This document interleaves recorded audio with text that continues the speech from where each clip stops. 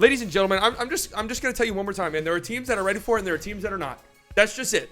This is playoff basketball. There are teams that are ready to go. There are teams who are not ready to go. The Utah Jazz are not ready to go. The Dallas Mavericks are ready for the moment. They just are. They just are. And I was talking about this. Shout out to Reddit Mavs. Shout out to Squish. They had me on Call-In.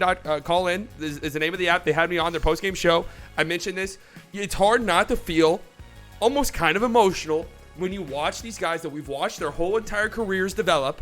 We've watched them go through the highs and lows, playing at this level in the playoffs without their best player, going up 2-1. And I told you guys earlier today, oh my God, the Mavs haven't won in Utah since 2000. Man, who fucking cares? This is the playoffs. The Utah Jazz are not ready for the moment. They have not been. Nothing over the past few years leads you to believe that they're ready for it.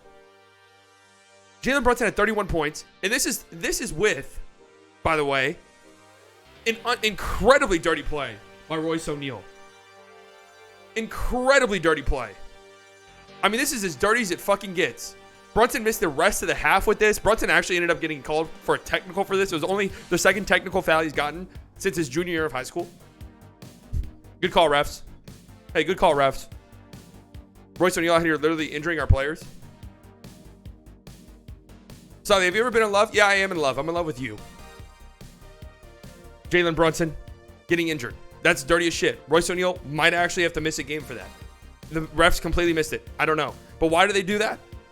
Why are they trying to injure Brunson? Because he's dancing again. Brunson is doing them disgusting.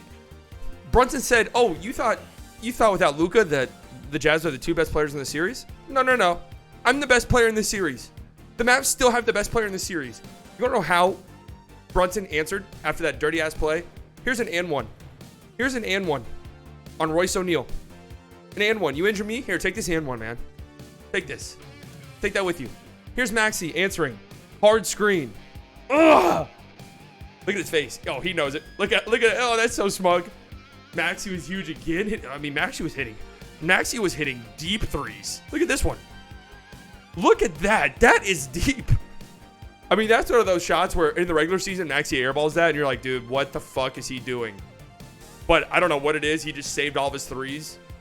He saved all of his threes for this series. I respect it. And Josh Green, who's had no reason, he's had a bad start to the series. Bad first two games. Didn't even look playable. Josh Green stepped up to the plate. You know what? You know exactly where we're going. We're going right to the Josh Green camp. Did he end up leading the team in assists? Well, look, I know at one point he did. Look at this. Nice pass. Good backdoor cut by Dorian. Throw it down. Beautiful. Here's another assist from Josh Green. Finds Maxi. Beautiful. Love it. And not only was Josh Green passing the ball well, we know he can do that. Knocking down corner threes. That's it. Can Josh Green do this? I mean, that's a straight on three. Josh Green's hitting that. You're feeling real good. Look at this hustle play right here by Josh Green. I mean, he had a stretch at the end of the first quarter where he was doing everything. Gets the offensive rebound, gets fouled by Hernan Gomez, misses both free throws. But the very next possession, he misses both free throws. The Jazz bring it down the court. What does he do? What does he do? Forces a steal. What a game by Josh Green, man. What a job by him. He did a great job tonight. And you know what? Spencer Dinwiddie had not a great game. Not a great game for Spence, but when it mattered most, a minute 20 left in the game, this was the dagger right here. Up 7, Spencer Dinwiddie knocks down a deep three. A deep three to basically ice the game. Oh, yeah, and guess who's walking in? Guess who's walking in that door on Saturday? Guess who's walking through that door on Saturday? Who is it? Yeah. You're going to play, right? Just making sure, man. Just making sure. 77 is walking through that door, and I don't need to remind you guys what he's about. I don't need to remind you guys who he is. Mavs forcing the steal. Game over. Jazz on the brink of collapse, possibly already collapsing. Theo Pinson talking shit to Jordan Clarkson. Yeah! Oh, yeah, look at Brunson right here, mean mugging too. This team is ready for it, man. This team is ready. Timeout. Yeah, no, they can't guard you. Hey, Brunson, look out, man. They're going to try to injure you. But you come back in the second half strong. Fuck out of here, man. This team is sad to me. I'm just going to be honest with you. I'm going to be honest with you. Oh, wait, hold on. I have to show this. I almost missed this, but I have to show it.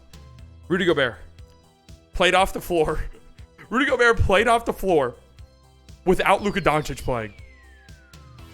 Utah, just trade him to us now. I promise you, Rudy Gobert would not be this useless on the Dallas Mavericks, man. I promise you. I mean, this is a poster. I really didn't even know Spencer had that in him, by the way. I mean, that is a poster by every definition. Reggie hit multiple corner threes. And you know what? This was right after the dirty play right here. The Jazz were going on a little run. Reggie, corner three. Letting the crowd know, telling them to shut the fuck up. A little bit later, Reggie in the corner again. Oh, yeah, Reggie was talking to the crowd after every make, too. Telling them to shut the fuck up.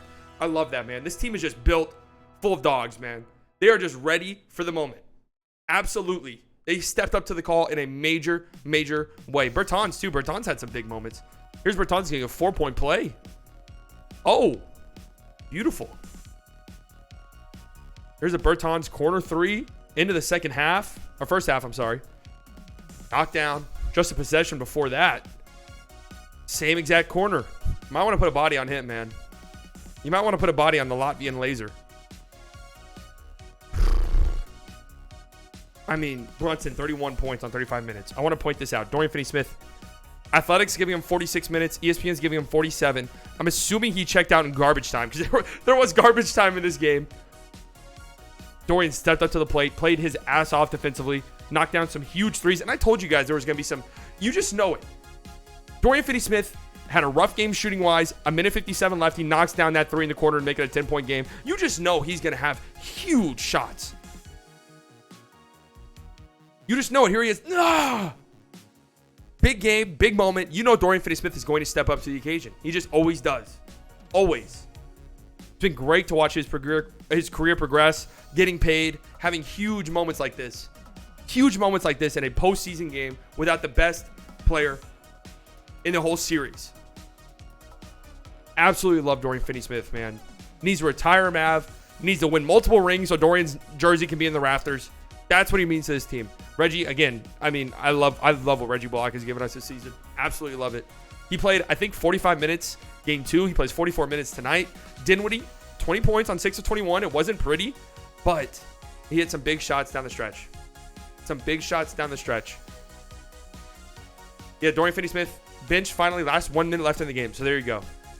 And here's another thing. I was mentioning this in the postgame show with Reddit Mavs and Squish.